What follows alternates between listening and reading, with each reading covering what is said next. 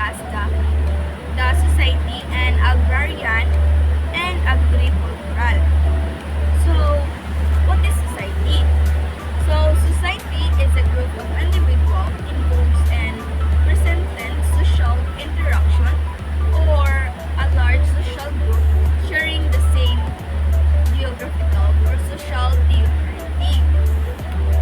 A typical subject to the same political authority and dominant cultural expectation. So, ang society is mo bitaw na siya ang kanabitaw like sa usa ka barangay, di ba, na may mga tao. May mga tao, mura siya ka ng group of people, bitaw. O, like nga na, group of people. So, society is a group of people who live together in a community ensuring common law, tradition, values, and ways of life. It is made up of the individuals who interact and depend on one another to meet their needs such as food, safety, education, and relationship. So, in a simple term, is in society is how people organize themselves to live and to work together, to work and to live together peacefully. And includes family, school, governments, and all institutions that help people cooperate and build a better life. So, muna ang society.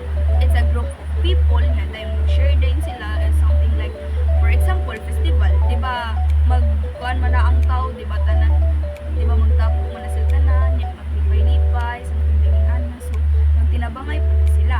So, that's the society. So, agrarian and agricultural nasad. So, unsa dinhi sila? So, an agrarian society or agricultural society is any community whose economy is based on producing and maintaining crops and farmland. And an agrarian society cultivating that land is the primary source of wealth. Such a society may acknowledge other means of livelihood and work habits, but stress the importance of agriculture and farming. Agrarian societies have existed in various parts of the world as far back as 10,000 years ago and that continue to exist today. So, kuan di ay an agrarian or agricultural is muna siya the society the society is a community where most people work in farming, the main source of their income and foods. Comes from planting crops and taking care of animals. So, mo na siya, kanang bitaw, like mga bukid nga, like, ang ilahan na lang buhaton is, ang ilang bitaw mga buhatonon para, kana sila nga buhaton is muna ang makapabuhi sa ilaha o makapakaon sa ilaha. Pareha kita ng pag-farm. Kanang mga ilang ipang kuha is, mo ilaharam gyapon ng kanunon, di ba? Kanang pag-atiman sa mga hayop, kanang pagkuan sa mga tanong, pagpamubo, pagpananong. So, mauna siya.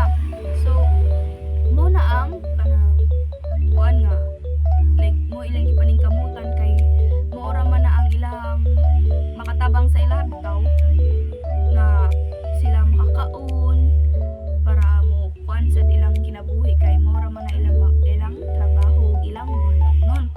And then, this the kind of society land is very important because people use it to grow rice, corn, vegetables, and fruits. Farming is the main way of living, and it has existed for thousands of years, even until now. Yes, antud karon na aghapon na ang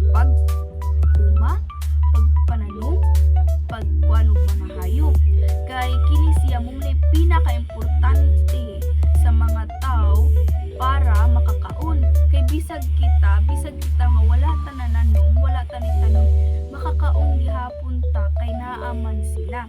Sila man ang reason nganong naatay mga fruits, mga vegetables, mga meat kay sila man ang nag-alaga sa mga hayop. Sila ang nagtanong og ila nang ibaligya diri sa ato. So munang importante kay siya munang pila ka years na agihapon siya in sea and that still exists. And then So, like for example, the rural areas in the Philippines, like Nueva Ecija or Bukidnon, are examples of agrarian societies because of most people they work as a farmer. They grow rice, corn, and other crops for their livelihood.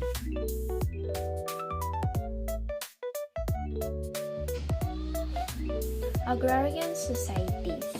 Agrarian societies rooted in agricultures form the backbone of human civilization. Their development reflects a profound relationship between cultures, economy, and individual identity in pre-industrial context. This means agrarian societies are based on a farming or an essential to the development of human civilization. These, these societies show how closely connected people's way of life, economy, and personal identity were, especially before industrialization. Farming shaped how people live, work, and saw themselves in their communities. In short, agrarian societies based on farming. There are based on farming are key to the development of civilization, shaping people's way of community, economy, and identity before industrialization. That's Definition and characteristics. Agrarian societies are characterized by the cultivation of crops, and domestications of animals.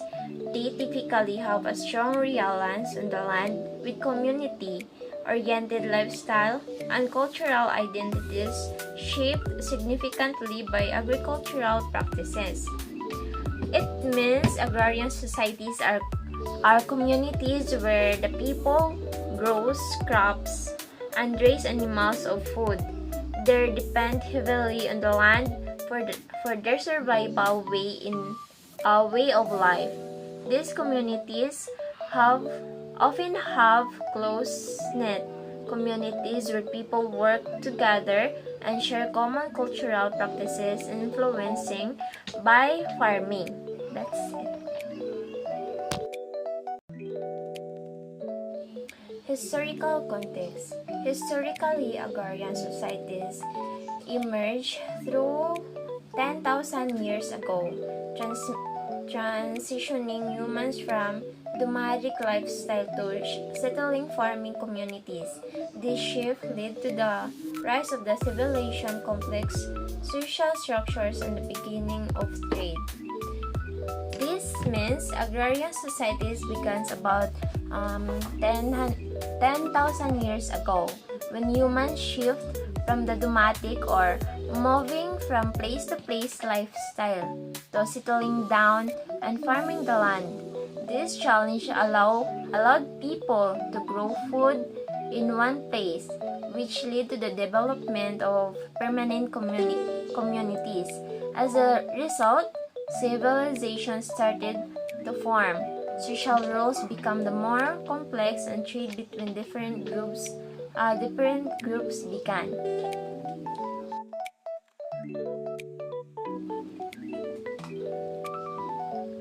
Social structure.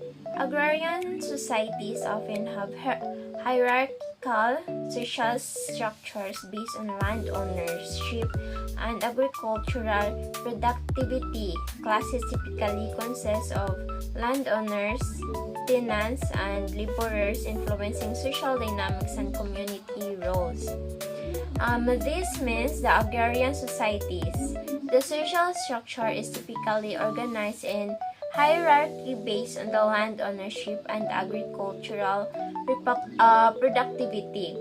This means that people's social status and roles are often determined by how land they own or how they contribute to farming. There are three main social classes in such societies are: one is landowners. These are the people who own the large tracts of land and have the ability to control and profit from agricultural production. 2 is tenants. These individuals don't own the land but working on it, often paying or rent or sharing a portion of the crops they produce with the landowner. Laborers. These are the people who work in the land, usually doing manual labor, but they don't own or lease any themselves. In short, agrarian societies. These are the communities that rely on farming and agricultural as their main source of food and income. People in these societies typically farm on land, either owning it, renting it, or working on it for others.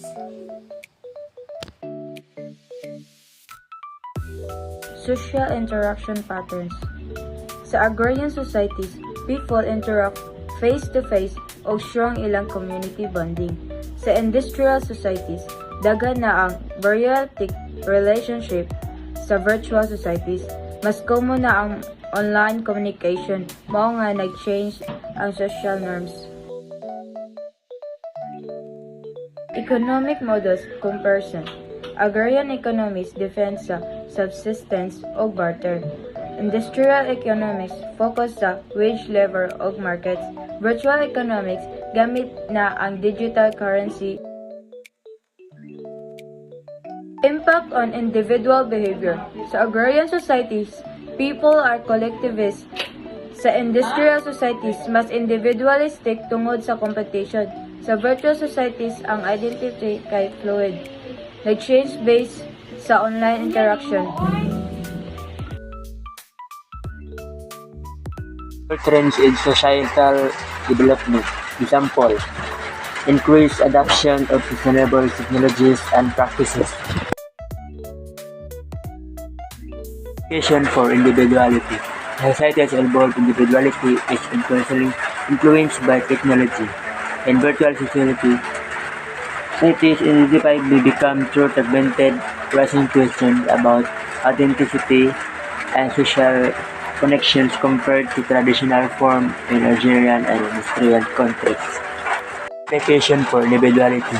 Example, a young artist in a traditional community wants to express herself through modern art, but faces resistance from family societal expectations. Economic implication. Virtual societies have significant economic implications resulting in a new business models such as e-commerce, digital marketing, and cryptocurrency. These transformations are alternating traditional economic practices, creating decentralized economic driven by user engagement. Economic implication.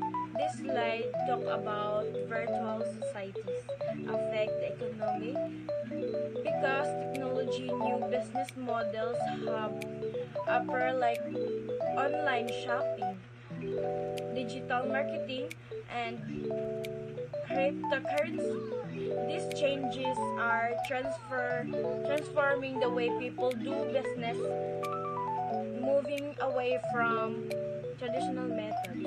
It also means that the economy now depends more on online users and their engagement, creating what we call decentralized economics. In simple terms, online life creates new ways to learn and spend money, from selling to using digital currencies, changing how world economy works. Next is individual identity in digital space. In a digital space, individual identity can be fluid, allowing users to experiment themselves. With presentation, this flexibility raises the question about authenticity. An individual may adopt multiple avatars influencing self-presentation and social engagement. Individual identity in digital space. In the digital world, people can create and change their identities easier. For example, someone can use different avatars, usernames, or online personalities. This freedom lets users explore how they are, but also raises a question: how about what's real or authentic? Constantly changing identities can affect how persons sees themselves and how they interact with society. How they interact in society online. In simple terms, people can be however they want online, but it can also make it harder to know how they truly are. Key differences in structure. Agrarian societies rely on hand-based production, while industrial societies are characterized by machine manufacturing. Virtual societies, in contrast, operate in digital realms, creating new frameworks or interaction and organization. Explanation.